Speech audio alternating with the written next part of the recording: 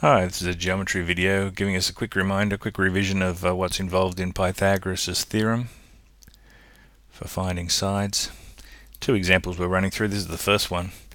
Find the value of x here. We have a right-angled triangle. X is on the hypotenuse, and when we're finding the hypotenuse, Pythagoras' statement has a plus in between the numbers, but everything's getting squared. So we can make Pythagoras' statement x squared equals 10 squared plus 8 squared.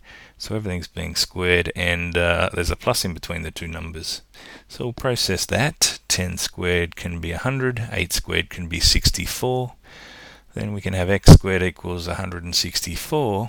If we square root both sides, we get x equals square root of 164. Now, I'd appreciate if you thought to yourself that really that should be plus or minus 164.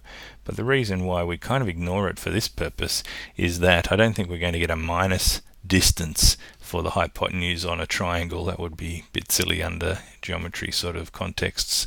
So don't worry about it, but I appreciate those of you who thought, oh, that should have a plus or minus before it. In some topics that is very important information. But we'll just pop that into our calculator and we get 12.8 if we round that off to one decimal place, and the units we're working in is in centimeters. The key bit here is if we're finding a hypotenuse, that will result in a plus between everything that's getting squared there. That's the thing to remember. Alright, this one we're finding one of the shorter sides. So when we write out the Pythagoras statement, we're going to start off with y squared equals, but then we're going to have the other two numbers squared but with a minus in between them. And subtractions, I like to remember that subtractions work better if the big number is first and the smaller number is second, and that's how we set up our Pythagoras statement when we're finding one of the shorter sides.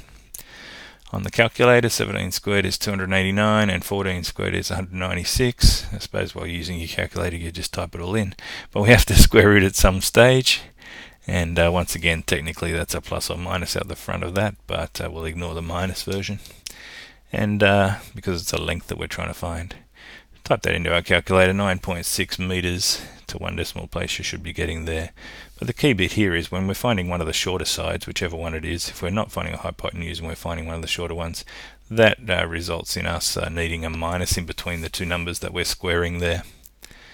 So that's the key to finding sides using Pythagoras, just a quick reminder. Thanks for listening. Catch you next time.